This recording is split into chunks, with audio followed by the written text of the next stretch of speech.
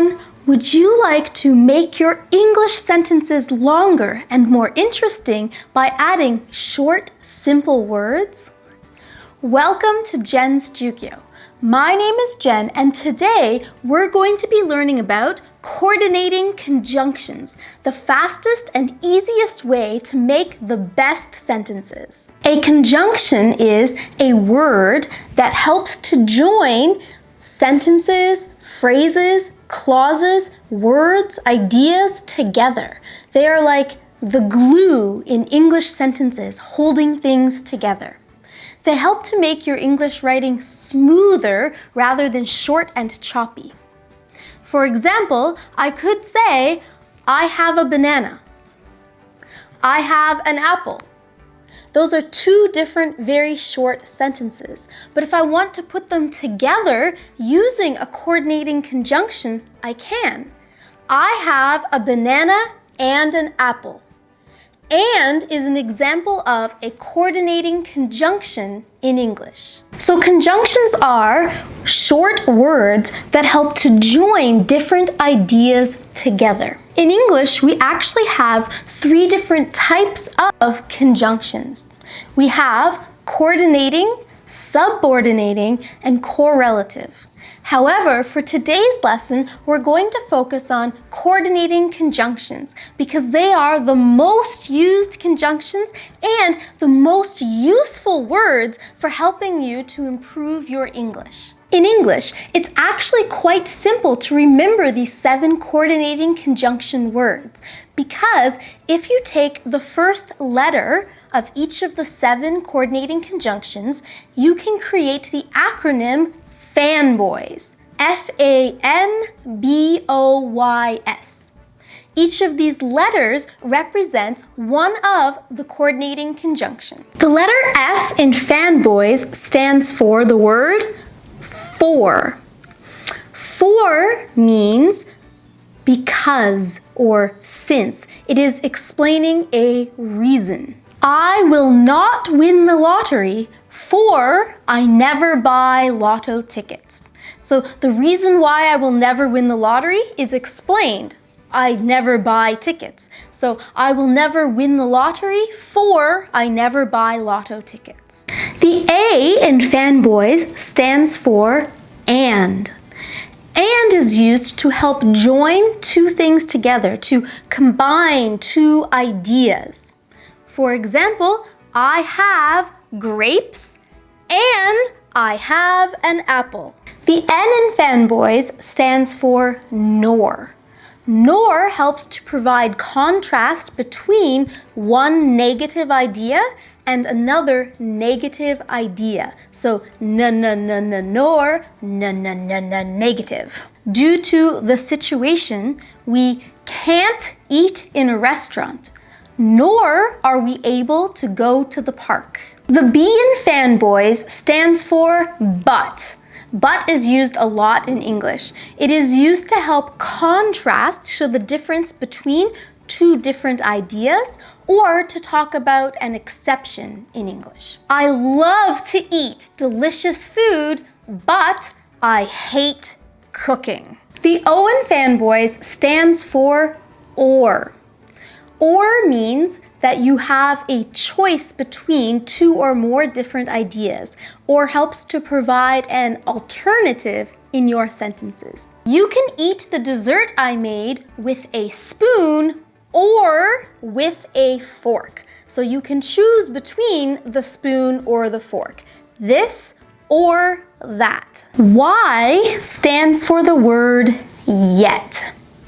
Yet is very, very similar to the word but, however, or nevertheless. It is used to show a contrast between something that is unexpected. So the first part of the sentence makes sense, and then the second part is kind of like, oh, I get this now. I often try to lose weight, yet I am unsuccessful because I love cake. She wants to travel around the world, yet she is scared of flying. The S in FANBOYS stands for so. So helps to show the result or outcome, effect, or consequences of something else in the sentence. You want to improve your English, so you are watching this video. Now that you know what the 7 coordinating conjunctions are in English, I want to give you 3 main ways that these coordinating conjunctions can be used in English, including some tips for punctuation. The first way that these coordinating conjunctions are often used is you start with your main clause, the first sentence or idea that you have, then a comma, then your coordinating conjunction word, and then your second main clause. So 2 main clauses being joined together with the coordinating conjunction, and you must put a comma in front of the coordinating conjunction word. My husband is a rather quiet guy, but he snores loudly every night. So in this example, but is the coordinating conjunction word, and before the word but, you need a comma. And the 2 main clauses that you are joining together is, my husband is a rather quiet guy, and he snores loudly every night. So main clause, comma, coordinating conjunction, main clause. We don't have a car, so we must use public transit. Okay? We don't have a car, main clause. We must use public transit, main clause. Connected with the coordinating conjunction so, with a comma before so. I'm allergic to dogs, yet I wish I had one as a pet. Again, put a comma before the coordinating conjunction, in this case yet, that's helping to join together the 2 main clauses. I love tea, and I often drink it. So in this case, I love tea, main clause. I often drink it, main clause, joined together with the coordinating conjunction and. I want you to take a careful look at this sentence particularly though. So yes, you should put a comma before the word and. This makes a grammatically correct sentence having a comma before the coordinating conjunction. However, my main clause, my first main clause, I love tea. It only has 3 words. It's a very short main clause. As a result, many times, if your main clause at the beginning of the sentence has less than 5 words, most people will delete the comma because it looks choppier when you have the comma. So if you want, if your first main clause has less than 5 words, you don't need to put the comma before the coordinating conjunction. This is why you will often see sentences with coordinating conjunctions and no comma before them. I love tea and I drink it often. The second main way that we will use coordinating conjunctions in English is to connect 2 items in a sentence, just 2 items, A and B, A or B, A but B, and so on. Every morning, my husband drinks tea or coffee. Tea or coffee.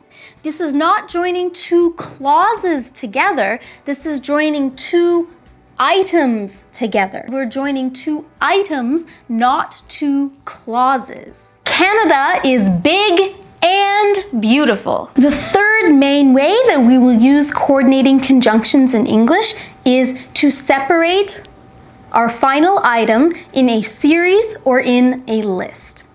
When you have a list or a series of things, each item in that series or lists needs to be separated with a comma. The very last item in that list should be introduced with a coordinating conjunction, and you must have a comma before the coordinating conjunction. I love reading, singing, and acting. So reading, comma, because it's my first item, singing, comma, and, there's a comma before and, acting. So my 3 items in my list, Each item is separated with a comma, and there's a coordinating conjunction before the last item.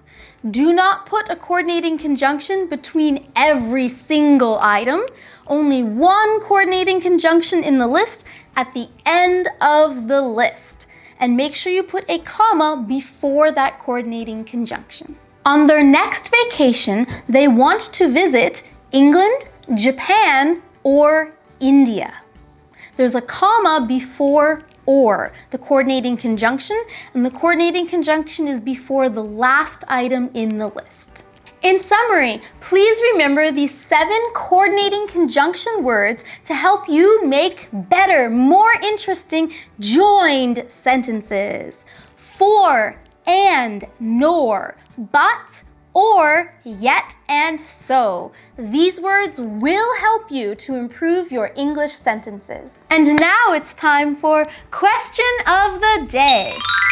For today's question of the day, I want you to take all 7 coordinating conjunction words and make one sentence for each of these 7 conjunctions. Please practice what you've learned in today's lesson in the comments below. Thank you so much for watching this video.